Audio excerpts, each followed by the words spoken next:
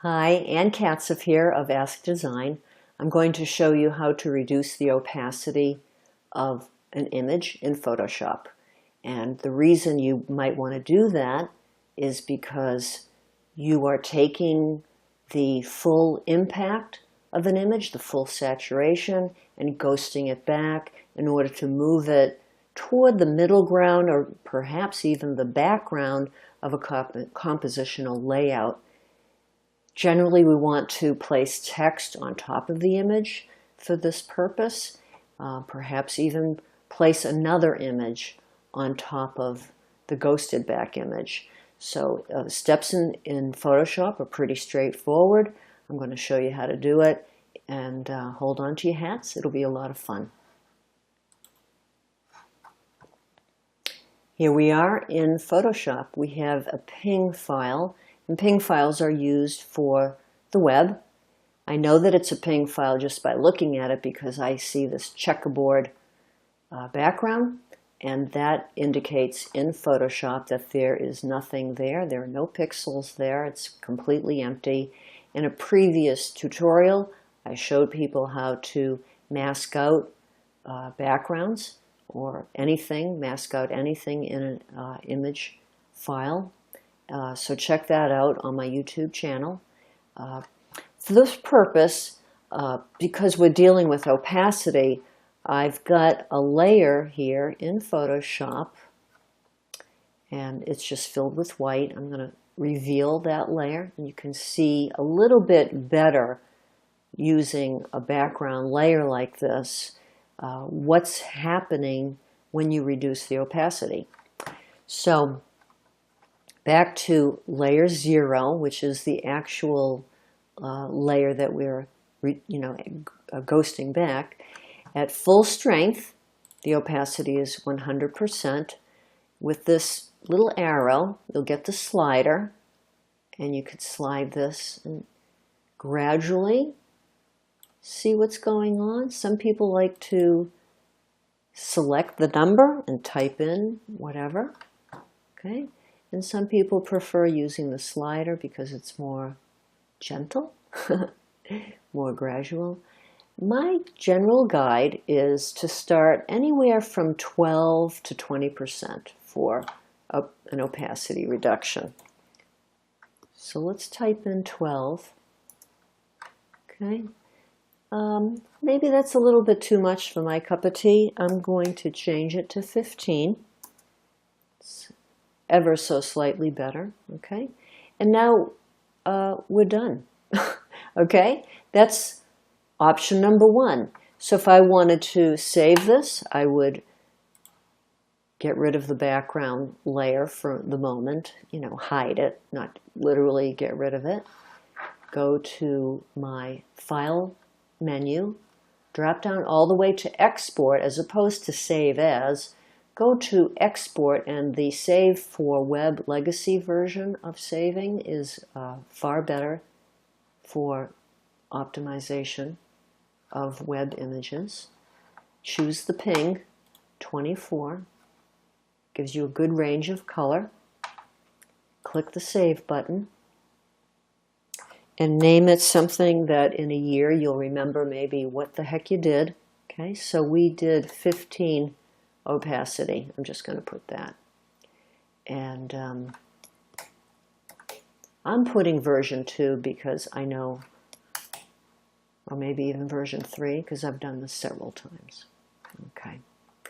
So now that's one option. Another option, and I'll get that white background revealed again. Another option is to change the opacity back to 100. And instead of mucking around with the opacity, do the modification with an adjustment layer. I've already got one here. The way I got that was to go to the layer drop-down, new adjustment layer, levels. Okay. Now, the reason I love to use adjustment layers is because once you have them, you can toggle that layer on and off and see if you like it or you don't like it. as opposed to the image drop-down adjustment layers, which we have to be sure we're on the right layer in order for that to work right. You can get the layers and all the other things that you can get in an adjustment layer, but that's permanent unless you go back in your history to, reverse the change that you made. So this is why I highly recommend going to adjustment layers, okay? Really cool. So now that we've done that, I'm going to reveal what I've done. I'll double click on it so you can see. It started out, this is the default, it starts out at full strength, and I moved this all the way to 150, right? And as in the slider for opacity, you can put actual numbers here or use the slider, okay?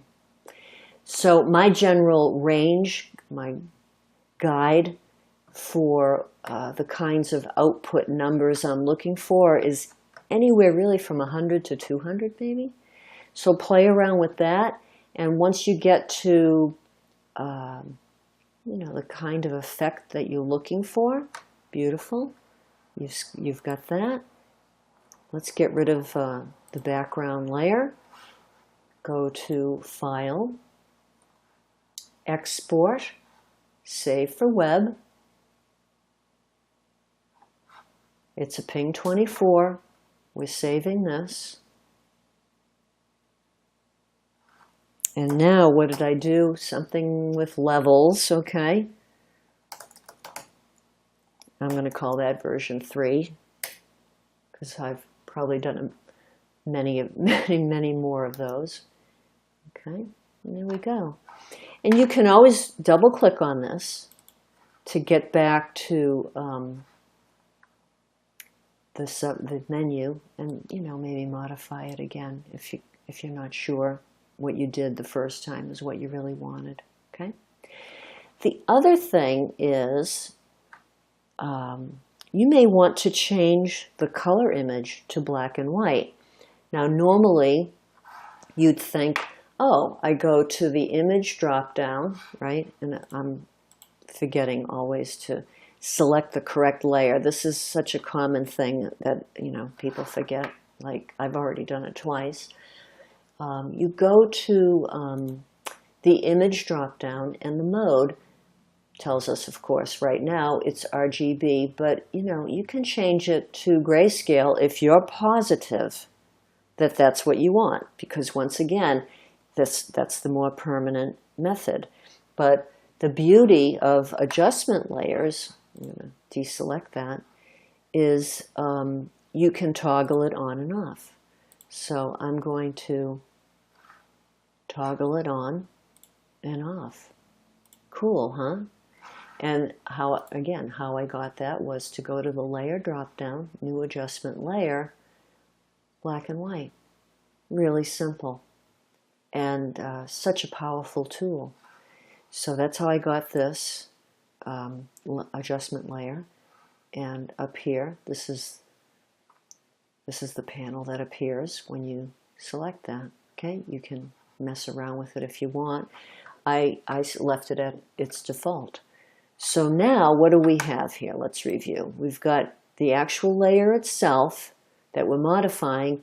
The opacity is 100%, but we've adjusted that with a layer, an adjustment layer, okay?